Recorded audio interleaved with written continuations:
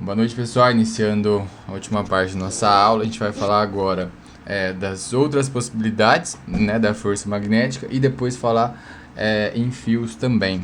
Que basicamente vai ser a mesma coisa, porque se você lembrar, né, a carga está se movimentando. Daí, em fios, né, vai ter uma corrente elétrica que é a carga elétrica se movimentando. Mas beleza. Então, ó, como foi escolhido, a gente vai usar essa regrinha aqui como sendo a padrão, tá? A gente vai usar a regra da mão esquerda. Só que eu quero que você anote o seguinte, ó. A regra da mão esquerda você vai usar para qualquer carga. Qualquer carga. Beleza, então apareceu força magnética, você vai usar a regrinha que você escolheu, no caso, mão esquerda. Aí, ó, consequências, condições. Se a carguinha for positiva, você mantém o sentido da força de FB.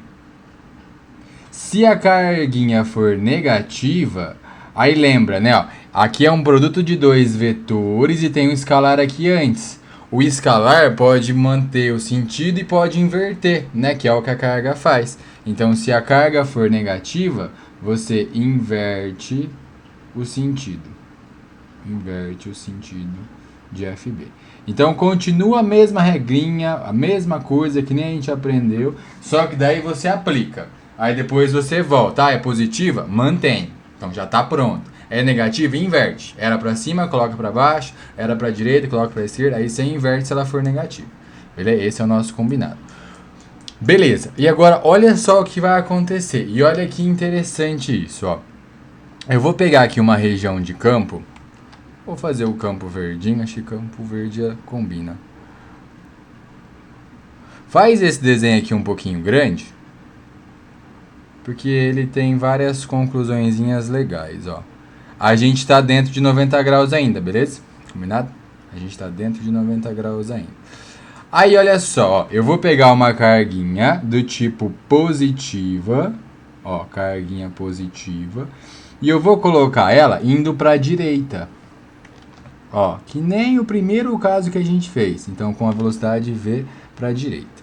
Beleza, aí você vai, pega a regrinha da mão esquerda, aplica ela agora, né, que nem você aprendeu, e você vai chegar na conclusão que a força fica para cima, ó. E aqui já está um primeiro pensamento, olha só, ó. O que acontece quando você tem velocidade e começa a atuar uma força que é perpendicular à sua velocidade? Vamos lá, por partes, ó. Se atua uma força é porque você vai acelerar, né? Se tem uma força, você vai ter uma aceleração. Essa aceleração pode te deixar mais rápido, pode te deixar mais devagar, mas essas duas opções são se elas forem da mesma direção que a velocidade. Porque daí, se for mesmo sentido ajuda, acelera. Se for sentido oposto, atrapalha, né? Então freia. Agora, e se começar a atuar uma força que é perpendicular? Olha só o que acontece, ó. A sua velocidade, ela não era para a direita? Sim. E começa a atuar uma força para cima? Sim. Então, o que eu quero? Eu quero ir para cima. Eu vou começar a desviar a minha trajetória para cima. E olha que bonito que vai ficando isso, ó. Então, eu estava indo para a direita, só que eu começo a sofrer uma deflexão para cima. Pronto. Metade não, um quarto do desenho já foi. Agora a minha partícula está aqui, ó, nessa posição, sendo que ela continua positiva, né?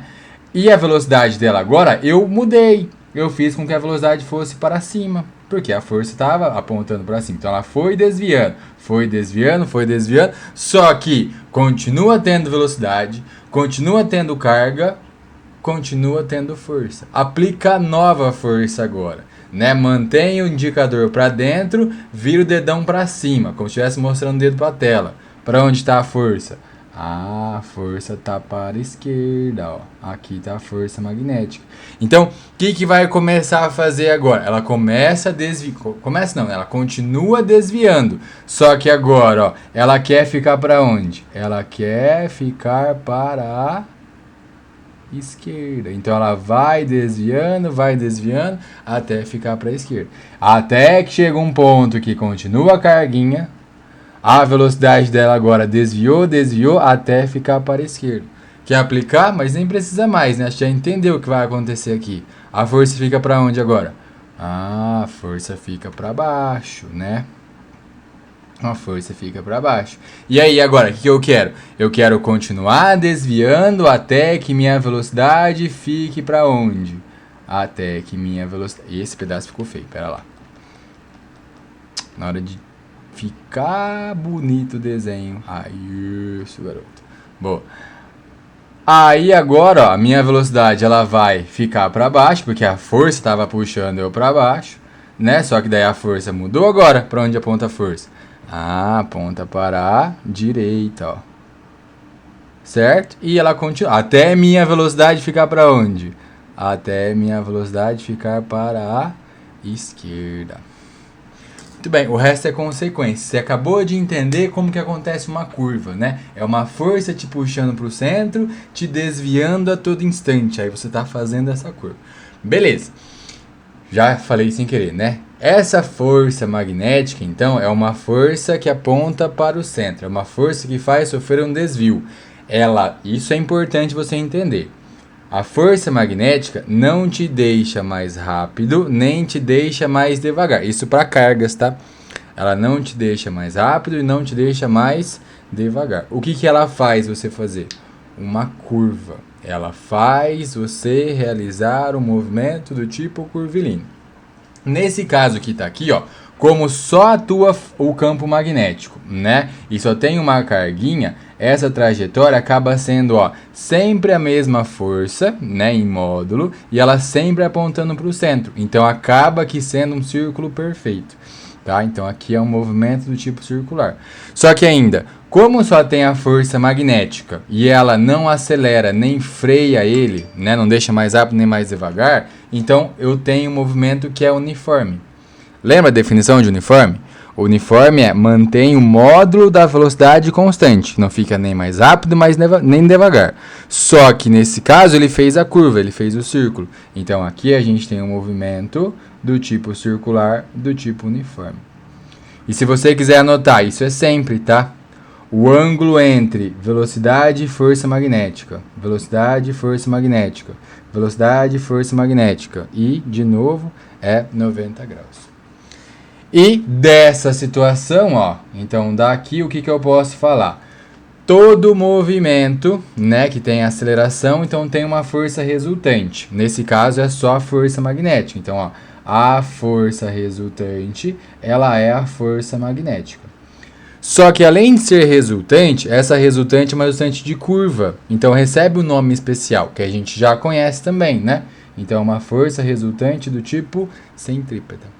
Vamos substituir? Quem que é a resultante centrípeta? Massa vezes a aceleração centrípeta. E quem que é a força magnética? QVB. Não tem o seno porque já é 90 graus, né? Que já está implícito. Beleza, se quiser colocar a máxima aqui, ó, pode pôr. Beleza, agora olha só, a aceleração centrípeta aqui a gente já viu também, né? Ela é V quadrado dividido por R. Professor, o que é o R? O R é a distância do centro até qualquer ponto do círculo, né? O R é o raio. E isso aqui é QVB. Essa equação, ela não é de decorar, tá? A equação do raio. É a equação de você entender que existe uma força, a força aponta para o centro e por apontar para o centro é uma resultante centrípeta. Beleza, o que eu posso cortar, ó? Eu posso cortar um V quadrado com um V, né? Mas vai sobrar um aqui. E geralmente o pessoal isola o raio. Então deixa ele sozinho, ó. O raio vai ficar massa, velocidade, dividido pela carga e o campo magnético. Pronto. Então o raio da trajetória depende desses fatores, da massa, da velocidade, da carga e do campo magnético. Se você quiser ainda, olha só, mas aqui é mais específico, aí não é de decorar, eu já falei várias vezes, né? Equações assim são equações de você pensar, é o conceito sendo desenvolvido. Isso aqui é um MCU. Por ser um MCU, você tem essa equação aqui, ó. Você vai lembrar, né? V igual a ômega vezes o raio. Lembra dessa? Essa é antiga, hein? A equação lá do MCU, onde o ômega é a velocidade angular. E você sabe também que o ômega ele é 2π dividido pelo período. Vamos substituir então para deixar uma legalzinha só para você ver uma conclusão? Raio igual a massa vezes, ó, no lugar da velocidade você vai colocar ômega vezes o raio. Aí isso aqui QB. Já cortou, né, ó? Raio com raio já foi embora, mas eu vou continuar. No lugar do ômega eu vou colocar 2π pelo período. Então vamos lá, como cortou sobrou 1, né? 1 m 2π dividido pelo período, né? O raio cortou, aí tem um QB aqui embaixo, ó. Aí se você quiser calcular o período que ele demora para dar uma volta, né? O tempo de uma volta, vai ser 2π, aí vezes a massa, aí aqui embaixo ainda tem a carga e o campo magnético. E olha que doido, né? Olha para essa equação aqui. O período dele, ou seja, o tempo que ele demora para dar uma volta, não depende da velocidade dele. Vou repetir. O tempo que ele demora para dar uma volta não depende da velocidade dele. E você vê como que uma frase dessa, aleatória, jogada em um exercício, você fala assim, esse cara tá louco, né? Primeiro que você elimina. E olha só, né? A equação vai te dizer. Não é, é intuição minha. Não, chega na equação e você faz a conclusão. Beleza? Então, 2π, massa, carga e campo magnético. Não depende da massa, da carga e do campo magnético. Fechou? Então tá aí, duas conclusõezinhas. Então, se for 90 graus, aí acaba realizando esse movimento circular e uniforme. Consequências, ó, vou colocar aqui na frente, tá? A força resultante centrípeta, então, ela gera um movimento uniforme. Tá? Então, tem aceleração, só que não ganha velocidade nem perde. Ela só faz uma curva. Se não ganha velocidade nem perde, é por quê? É porque a energia cinética é o quê? Constante. A energia cinética é constante. E se você lembrar de um teorema, que o trabalho da força resultante é a variação da energia cinética, o que você pode afirmar? Você pode afirmar que o trabalho da força magnética, ó, como a variação da energia cinética não existe porque ela é constante, então a força magnética não faz trabalho. Ó. A força magnética não faz trabalho. Aí agora sim, ó, vamos lá também, né? A gente faz um vestibular, tô falando de UEM e passa terceiro dia, que ele faz muita pegadinha, só que essa é demais, essa assim é absurda, essa não veio na UEM, essa veio no ITA, mas a UEM é doida, né? Vai que uma dessa ela coloca.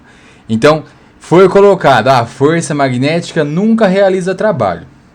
A palavra nunca, ela é muito grande. A palavra sempre é muito grande. Então, quando vem essas palavrinhas, tem que pensar em situações que deixam ela falsa. Olha que doido que é, né? Então, nunca realiza trabalho. Aí você ficou pensando, nessa não realiza, nessa não realiza, nessa não realiza. Você pensou em 30 situações.